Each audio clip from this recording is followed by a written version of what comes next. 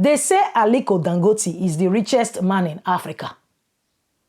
No, that framing is wrong. Not incorrect, wrong. And this is what I mean.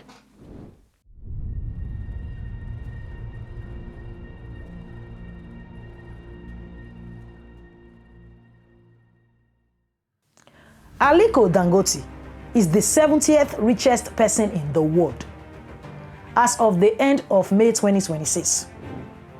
And he was publicly acknowledged as the 70th richest person in the world before his refinery was also publicly acknowledged as the largest producer of jet fuel in the world.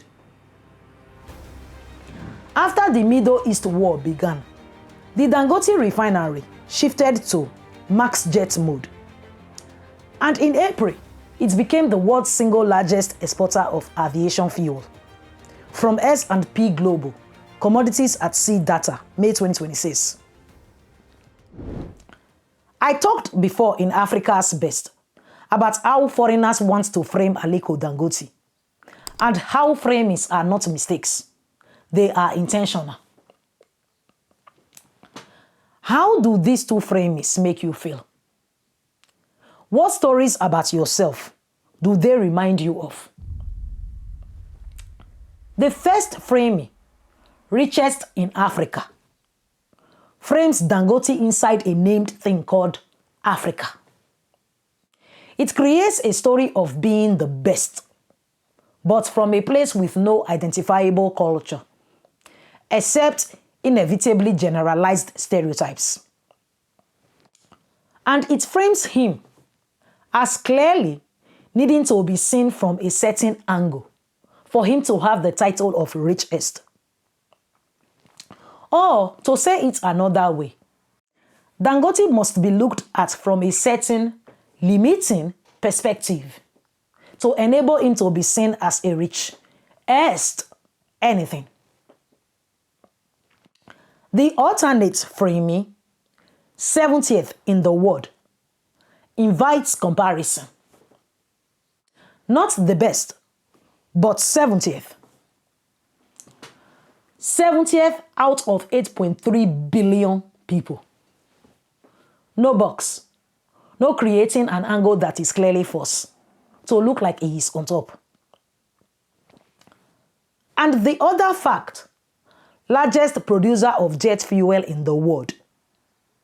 That produces a framing that is undeniable about who has come first in the world. And that framing, the European heritage people, they are 1% and other foreign wannabe exploiters. They really don't like that framing. Because the stories around that framing, they don't have a guaranteed ending, where they end up on top. Another example that shows this, when foreigners come to Nigeria, they tell the Nigerian middle class and other Nigerians that they are ex-patriates. Nigerians then repeat it, believing it makes them sound sophisticated, to use phrases that the Oyibo people use. These foreigners did not forget to call themselves what they are: migrants. They remembered when you travel for work to their country, they call you a migrant.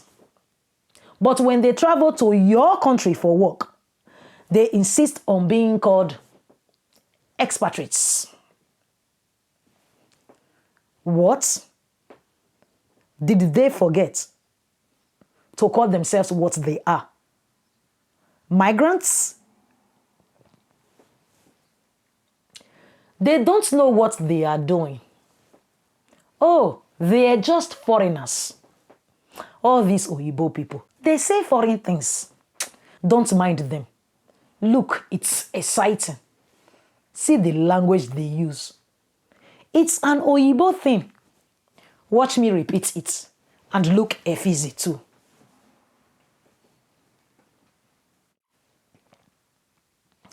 These foreigners know our culture better than we know theirs because they study it. They do African studies in their universities and schools. What do you think that is for? But we don't do that. Apart from the University of Ibadan, Nigeria doesn't have European Studies departments paid for and designed by African scholars. Our in-depth understanding of non-Africans is paid for, sponsored, designed, and framed by those same non-Africans. Every single frame that you hear and see from their lips and media, they are all intentional, especially the ones that foreigners use when presenting themselves before Nigerians and other Africans. When foreigners come to Africa and call themselves ex-patriates, or when their media says, Aliko Dangote is the richest man in Africa, everything is all about positioning to keep you in a box called Africa, to make you think less of yourself. Apart, separate, and that they are outside of that box with special names and titles that make them better than you. This is the very reason why many Africans are competing between themselves. Because they don't even know they are part of the world. It's segregation. You are being fed a framing that segregates you, whilst making you feel that it is acknowledging your excellence. No. Africans need to compete with and be compared against the rest of the world. Because by the time Africans start comparing ourselves with the rest of the world, we will recognize the significance of our impact and influence on the rest of the world. And I'd like to speak with Nigerians specifically here. We repeat phrases that we hear because it sounds nice. But we never really question ourselves. What does that really mean? Why did they say it like that? There are reasons for the framing. Afrobeats, the title used to group West African pop music under one name. 16 countries, hundreds of distinct cultures. One name. Africa's richest. Richest? Wow, the best. From within a particular box. Nigeria is very hard compared to what? Exactly. Nothing works in our country. Abjectly untrue.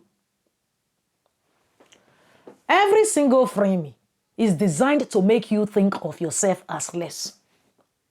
And it is all intentional. But the thing is, if they can create a framing, Nigerians are some of the smartest people in the world. Create yours and challenge their framing. Don't fight them. Just create something different when you are talking, especially in their presence. Because that's when the narrative about us changes. Not when you complain about their morals for talking down on us. But instead, when we frame the facts and events that are told about us and what is told about them. Because when you do that, they will be forced to speak correctly, to treat us as an actual challenge, worthy of respect. You don't need to call them out for talking down on us. you need to change the framing. Aliko Dangote is one of the richest people in the world. In the world, all 8.3 billion of us. So when you call his name, put a respect to it. Aliko Dangote, the 70th richest person in the world, one of the top 100 of 8.3 billion.